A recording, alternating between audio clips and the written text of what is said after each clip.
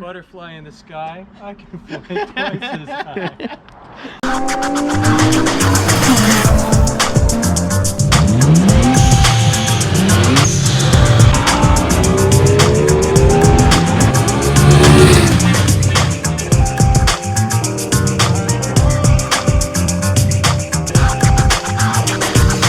There's a lot of generations of chords. Are they actually 12 or 13 now? I think we're on 13. I was gonna say it sounded like a Z. It's VQ noise. VQ. That's VQ noise. We should know. Howdy, y'all.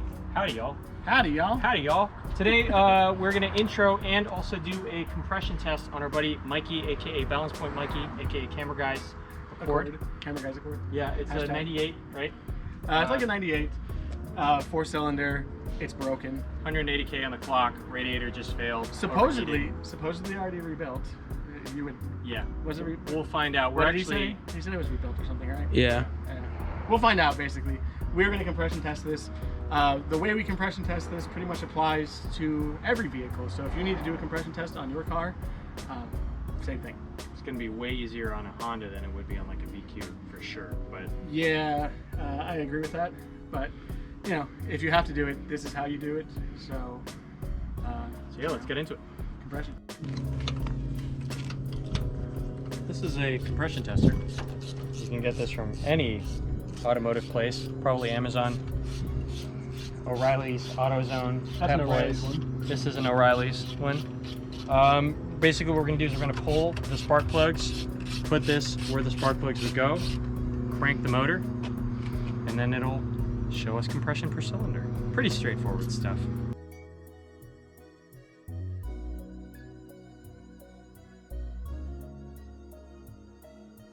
So be careful with these. These will break if you over tighten them into these. Do not use a lot of force when you're putting them in. You do not want to take these out. I'm telling you from experience, it's a nightmare.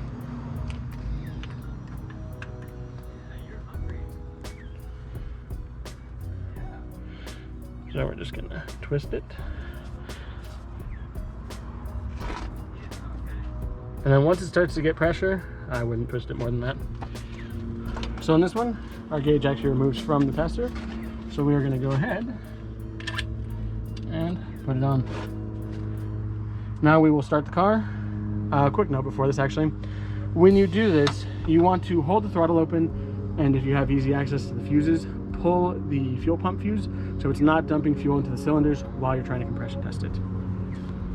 So we're gonna do that right now, and then I'll let you see how this goes. All right, so we got Mikey in the car, ready to crank. I guess.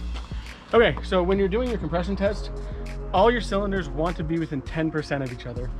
For example, if you have 200 PSI on this first cylinder, you don't want to see any of the other ones at anywhere less than 180.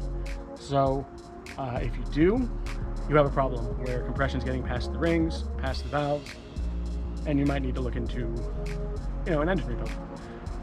This thing overheated, the radiator broke. He had to drive it as kind of far as he could, but now it's misfiring a little bit, so I just want to make sure that nothing is wrong with the engine. So, okay, go ahead and gas pedal all the way down.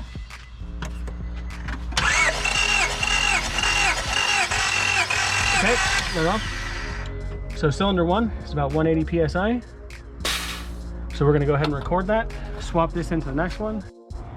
Always make sure that your compression tester is pretty tight. Well, not tight enough to break it. Not so tight, but tight enough that you're not losing compression through the hose. Okay, go ahead.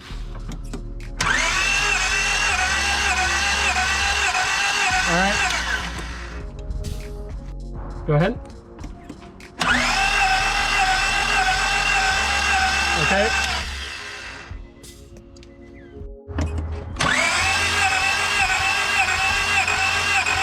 Stop. Yeah, car troubles are crappy. Well, unfortunately, that's some bad news, but that's how you do it.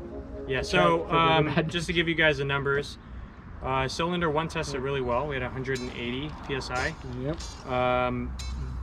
Cylinder 2. It dropped off from there. I actually saw cylinder 2 running around 60 to 70. Second test, it ran about 65. Yeah, we had it at 45 on the first test. It's 60. So having the hose tight enough, that's a That is It's something. a little bit of a factor. Obviously not. That's There you a pretty big spread. So cylinder 3 we had at 30. That's the worst one of the 4. We didn't retest that one, however. We did not retest that one. If we retest them, might jump up to 45. If I had But to guess. but I mean, But at that point, you know, It doesn't already really know matter. yeah, it doesn't matter. Cylinder 4 ran up to 75. So the spread along the other 3 cylinders was pretty decent. If the cylinder spread was 1, fine, but cylinder 1 was up at 180. yeah, so And you don't usually want your cylinders below 100 psi. So more than likely, what happened, if I had to assume, is when it overheated. When it overheated, it probably blew the head gasket out. I'm assuming the temperature sensor was just reading air temp at that point and not reading coolant temp because it was out of coolant. yeah, the radiator. So thermostats and temperature sensors are not meant to measure air temperature. They Well, can, works, but the thing is with measuring air temperature is that coolant can run hotter. Well, there was probably no coolant in this particular situation Yeah. left in it. So the air temp the temp sensor was reading air temp and not. Yeah. And air temp can read it, you know, what looks to be okay, but that's not really a gauge for how well the motor itself is actually doing. Yeah. So we're gonna have to make up a bit of a plan for this. We still need to replace the radiator because it does have a fat hole in it, but we're gonna have to come up with a bit of a plan for this and make some stuff happen. But more than likely, we might be pulling this engine, or at least pulling the head, and inspecting damage. But we'll let you know. Yeah. We'll see how we play it. Very sorry, Mikey. Yeah. That's really shitty. Sorry, dude. Yeah. This is why I wanted to do this.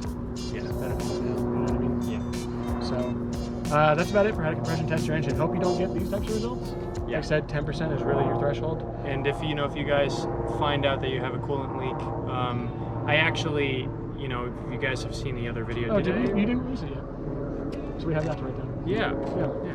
We have videos that So there's another video. I'll link it right up here because it will be out by the time this one comes out. Yeah. But I had a similar situation happen with the G37 where a coupling had failed just due to age. The plastic was brittle.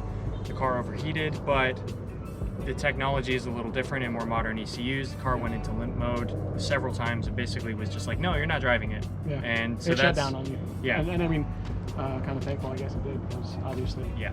It might have been a bigger issue. And also, when I was on the phone with him when it happened, he was like, don't test your luck. Yeah. So I didn't.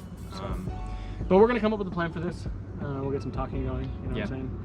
And we'll figure it out. Figure it out. But let us know if this video was helpful for you guys as far as compression tests are concerned. How to do compression How to tests. do compression tests. If What you have any numbers you should be questions, seeing. if you have any questions, by all means, ask. We'll help the best we can. We will definitely respond in the comments. Yeah.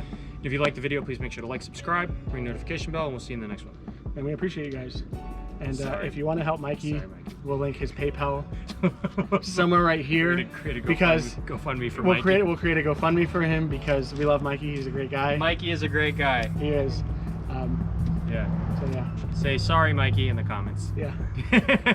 Cheers.